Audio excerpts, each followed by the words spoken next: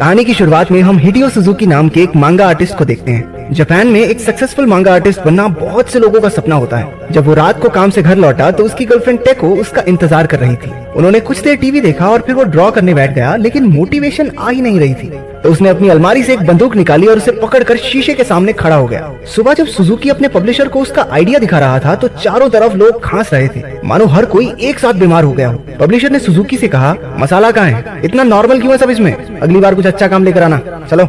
Office में काम करते हुए उन्होंने न्यूज पर देखा कि एक अनजान इन्फेक्शन तेजी से लोगों में फैल रहा है, जिससे अब तक 4 लोगों की मौत हो चुकी है। थोड़ी देर बाद सुजुकी को टेको का फोन आया। वो उससे बात करता हुआ बाहर बैल्कनी में चला गया। उसने देखा कि कुछ हेलीकॉप्टर शहर की ओर जा रहे थे, लेकिन वो इस बारे में ज्यादा नहीं सोचता। सुबह वो टेको का मनपसंद नाश्ता पैक करवा के फ्लैट पर पहुंचा। जब उसके जोर जोर से दरवाजा खड़काने पर भी टेको ने कोई जवाब नहीं दिया तो वो लेटर होल से अंदर झांकने लगा। उसने देखा कि टेको का शरीर बहुत अजीब तरीके से हिल रहा था, जैसे वो किसी भूतिया फिल्म की चुड़ैल हो। वो अचानक दरवाजे की तरफ भागी और उस पर हमला कर दिया। उसने देखा कि टेको का चेहरा बहुत अजीब हो गया था। वो उसकी हथेली पर काट लेती है। खुद को बचाने के लिए सुजुकी ने टेको का सर एक नुकीली ट्रॉफी में दे मारा और जल्दी से वहाँ से निकल गया। रास्ते में वो देखता है कि बहुत सारे हवाई जहाज कहीं जा रहे थे। जब वो अपने ऑफिस में पहुंचा तो उसने अपने एक सहकर्मी को हाथ में एक खून से सना बेसबॉल बैट लेकर खड़े हुए देखा। पता चला कि उसकी टीम के बाकी सारे लोग ज़ॉम्बीज में बदल गए थे और खुद को बचाने के लिए उसे उन्हें मारना पड़ा। उसने सुजुकी को बताया कि ज़ॉम्बीज को मारने के लिए उनके सर को उड़ाना जरूरी है और जिसको भी ज़ॉम्बी काट ले वो इन्फेक्टेड हो जाएगा। उसके सहकर्मी को भी लड़ाई के दौरान एक ज़ॉम्बी ने काट लिया था। इससे पहले कि वो एक ज़ॉम्बी में बदल जाए उसने खुद को मार देने का फैसला किया। जब सुजुकी की एक और ज़ॉम्बी कलीग वहाँ पर आई तो वो जल्दी से वहाँ से निकल गया। सड़क पर ज्यादातर लोग इस वायरस से अनजान थे, लेकिन धीरे धीरे लोगों को समझ आया कि उनके बीच आदमखोर ज़ॉम्बीज घूम रहे हैं। सुजुकी एक पुलिस वाले के पास गया, लेकिन वो भी एक ज़ॉम्बी निकला। हर तरफ अफरा तफरी मची हुई थी। लोग पागलों की तरह इधर उधर भाग रहे थे। गाड़ियां एक दूसरे से टकराने लगी। इस सब के बीच सुजुकी को एक टैक्सी दिखाई दी, जिसका ड्राइवर अंदर घोड़े बेच के सो रहा था। हिरोमी नाम की एक लड़की उसके पास आई।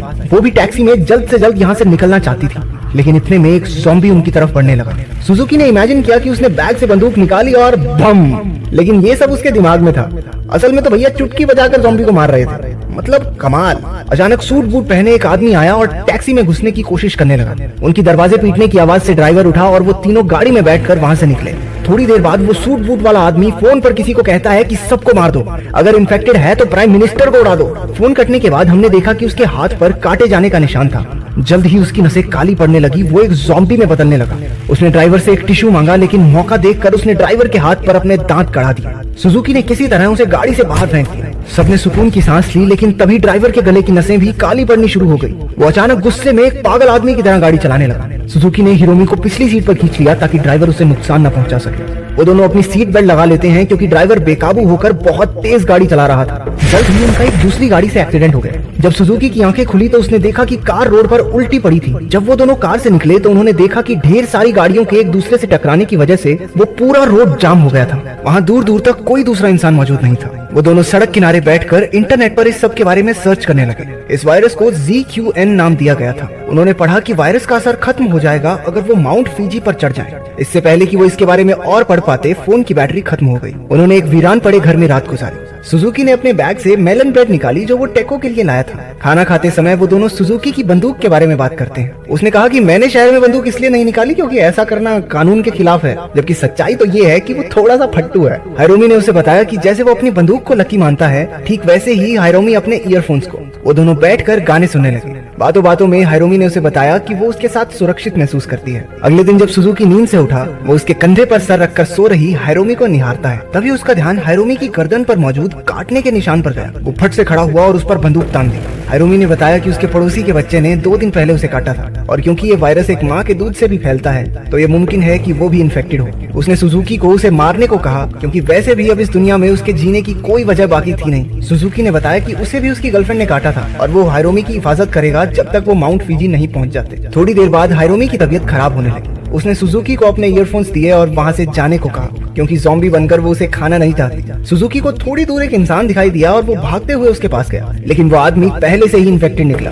उसने सुजुकी पर हमला कर दिया और उसे मारने ही वाला था कि हिरोमी ने ऐन मौके पर वहाँ पहुंचकर उसकी जान बचा। वो पूरी तरह से ज़ॉम्बी नहीं बनी थी, लेकिन उसके अंदर उनकी सुपर नेचुरल स्ट्रेंथ जरूर आ गई थी। वो सुजुकी को कोई नुकसान नहीं पहुंचाती। आधी ज़ॉम्बी बनने के बाद से हिरोमी ने बोलना बिल्कुल बंद कर दिया था क्योंकि सुजुकी को हिरोमी से कोई खतरा महसूस नहीं होता, तो वो दोनों साथ ही अपने सफर को जारी रखते हैं। कुछ दिन बीत जाने के बाद सुजुकी को सड़क पर एक शॉपिंग कार्ट मिला। उसे उसमें खाना तो नहीं मिला, लेकिन वो सो रही हायरोमी को उसमें बैठाकर फ्यूजी आउटलेट पार्क की तरफ बढ़ने लगा। वहाँ पहुंचकर उसने देखा कि पूरा आउटलेट एकदम खाली था। वो एक स्टोर में कुछ जैकेट्स ट्राई करने लगा कि तभी एक ज़ॉम्बी ने उस पर हमला कर दिया। क्योंकि हायरोमी सो रही थी तो वो उसकी मदद भी नहीं कर पाती, लेकिन सुंगुमी ओडा नाम की एक लड़की ने उस ज़ॉम्बी को कुल्हाड़ी से मार गिराया। जल्द ही वहाँ कुछ और इंसान भी आ गए। ज़ॉम्बीज के हमला करने पर वो उन दोनों को अपने साथ आउटलेट की छत पर ले गए, जहाँ सभी बचे हुए लोग रह रहे थे। वहाँ टेंट्स, किताबें, खाने के सामान से लेकर रोलेक्स की घड़ियों तक सब कुछ मौजूद था। सुजुकी सेफ जोन में ज्यादातर समय सुगुमी के साथ बिताता। सुगुमी उसे पसंद करने लगी थी क्योंकि उसे वो एक नेक दिल इंसान लगता है। अगले दिन सुजुकी ने हायरोमी से बात करने की कोशिश की, जिसे सुनकर वो मुस्कुराई,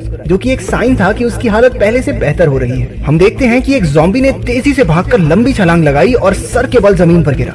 इसके बाद सुजुकी एक मीटिंग में गया, जहाँ सब लोग प्लान बना रहे थे बेसमेंट में रखे खाने तक पहुंचने का। उसके लिए उन्होंने सुजुकी से उसकी बंदूक मांगी और उनके लीडर यूरा ने कहा कि अगर वो नहीं माना तो वो हायरोमी को मार देंगे। इस दौरान कुछ लोग हायरोमी तक पहुंचने की कोशिश करते हैं, लेकिन सुगामी ने उन्हें रोका।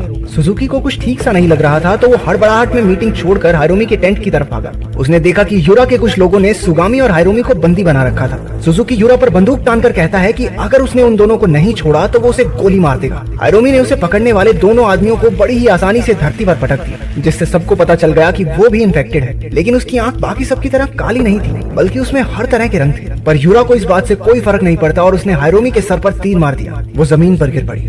उन्होंने सुजुकी की बंदूक उससे छीन ली और उसे पूरी तरह से पीटा। जल्द ही वो सब इस बात पर लड़ने लगे कि आखिर उसे मारेगा कौन। एक दूसरा आदमी यूरा की जगह खुद को लीडर घोषित कर देता है। वो सुजुकी को जिंदा छोड़ देते हैं। वो बाहर आकर सुगामी से मिला, जो हायरोमी के टेंट के सामने बैठी थी। उसने एक और साथी की मदद से हायरोमी को छुपा दिया था, जो अब भी जिंदा थी। सुगामी ने सुजुकी को बताया कि हायरोमी बाकी इन्फेक्टेड लोगों से अलग है, क्योंकि उसके दिल की धड़कन अब तक चल रही है। सुजुकी इस बात से बहुत दुखी था कि वो यूरा पर गोली नहीं चला पाया और अपनी बंदूक तक खो दी। वो खुद को एक कायर, डरपोक और हारा हुआ इंसान बुलाता है, लेकिन सुगामी ने उसे समझाते हुए कहा कि वो सिर्फ एक अच्छा इंसान है जो आसानी से किसी को मार नहीं सकता। उसने सुगामी से हायरोमी का ध्यान रखने को कहा, क्योंकि उसे बाकी सबके साथ बेसमेंट में फूड सप्लाईज लेने जाना होगा। कुछ लोग शोर मचाकर ज़ॉम्बीज का ध्यान छत की तरफ बटोरते हैं, जबकि बाकी सब बेसमेंट की ओर गए। बिल्डिंग के अंदर घोर अंधेरा था। जब वो रास्ता खोज रहे थे तो कोई लाइट्स ऑन कर देता है। उन्होंने स्टोरेज रूम को ढूंढ लिया, लेकिन वो क्या जानते थे कि कोई सिक्योरिटी कैमरा से उन पर नजर रखे हुए है। जब वो खाने का सामान बटोर रहे थे तो उसी आदमी ने दुकान का म्यूजिक चालू कर दिया। जल्द ही एक ज़ॉम्बी उनमें से एक पर हमला कर देता है। वो ज़ॉम्बी और इंसान दोनों को एक साथ गोली मार देते हैं, लेकिन फिर उन्होंने देखा कि पूरी पार्किंग ज़ॉम्बीज से भरी पड़ी थी। उनकी बेकार स्ट्रेटेजीज की वजह से ज्यादातर लोगों को ज़ॉम्बीज मार देते हैं। जो इंसान उन्हें सिक्योरिटी कैमरा से देख रहा था वो कोई और नहीं बल्कि यूरा है। इस सब में सुजुकी ने एक लॉकर में छिपकर अपनी जान बचाई। वो ज़ॉम्बी जो कुछ दिन पहले सर के बल गिरा था, अपने आप को तैयार करता है एक सबसे ऊंची छलांग के लिए। वो आउटलेट की तरफ तेजी से भागा और अपनी पूरी जान लगाकर छलांग लगाई। वो छत के ऊपर एक टेंट पर गिरा। जल्द ही वहाँ मौजूद एक लड़की ने उसे देखा। ज़ॉम्बी उसे मारकर खा गया। उसने जल्द ही एक और लड़की पर हमला किया और बेरहमी से उसकी भी हत्या कर दी। यूरा ने एक पास की डालकर आउटलेट के सभी दरवाजों को खोल दिया ताकि और ज़ॉम्बीज अंदर आ जाए। सुजुकी अभी भी उसी लॉकर में छिपा था जब उसने वॉकी टॉकी पर किसी को बोलते सुना कि एक ज़ॉम्बी ने छत पर लगभग सभी लोगों को मार दिया है। सुगामी ने वॉकी टॉकी पर एक डरी हुई मदद की गुहार लगाई, क्योंकि वो छत पर ही हायरोमी के साथ छिपी थी। सुजुकी अपने दिमाग में वहाँ से निकलने के सिनेरियो बनाने लगा, लेकिन हर बार उसकी इमेजिनेशन में ज़ॉम्बीज उसे मार ही देते हैं। उसका डर उस पर पूरी तरह से हावी हो रहा था। उसने सुगामी को वॉकी टॉकी पर रोते हुए सुना। वो सोच लेता है कि जो गलती उसने हायरोमी की बारी में की थी वो उसे दोहराएगा नहीं। वो चिल्लाते हुए लॉकर से बाहर आया जब उस पर साइड से एक ज़ॉम्बी ने हमला किया, जो उसके हाथ पर काट लेता है। लेकिन शुक्र है कि भैया अपने हाथ में 10 रोलेक्स की घड़ियां बांधकर घूम रहे थे, तो ज़ॉम्बी के दांत उसकी खाल तक पहुंच ही नहीं पाए। उसने वॉकी टॉकी पर सुगामी से कहा कि वो उन्हें बचाने आ रहा है, लेकिन सुगामी ने प्लान बनाया कि वो सब पार्किंग लॉट में मिलेंगे। इधर सुजुकी अपने शातिर दिमाग से ज़ॉम्बी से लड़ रहा था और उधर सुगामी हायरोमी को उठाए पार्किंग लॉट तक पहुंचने की कोशिश में लगी थी। वहां पहुंचने पर उसे यूरा मिला, जिसने उसे सुजुकी को छोड़कर उसके साथ चलने को कहा, पर उसे भी एक ज़ॉम्बी ने काट लिया, जिससे वो भी इन्फेक्टेड हो गए। सुगामी हायरोमी को लेकर वहां से भागी। यूरा उनका पीछा कर ही रहा था कि सुजुकी ने सही वक्त पर अपनी बंदूक के साथ एंटर की थी और बूम, जल्द ही ज़ॉम्बीज का एक झुंड उनकी तरफ बढ़ने लगा। उन्हें समझ ही नहीं आ रहा था कि क्या करें, कैसे बचें। लेकिन तभी हायरोमी ने इन्फेक्टेड होने के बाद पहली बार अपना मुंह खोला। उसने सुजुकी से कहा कि वो उसके साथ सुरक्षित महसूस करती है। उसके हौसले को बढ़ाने के लिए इतना काफी था। सुजुकी ने अपनी बंदूक उठाई और ज़ॉम्बीज के एक के बाद एक पट से हेडशॉट लेने लगा। आखिर में हायरोमी, सुजुकी और सुगामी ही बचे।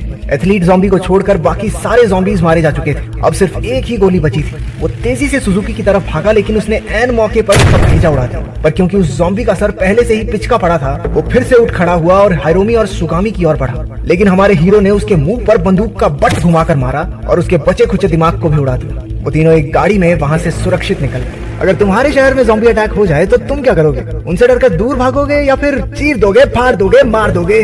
कमेंट्स में जरूर बताना।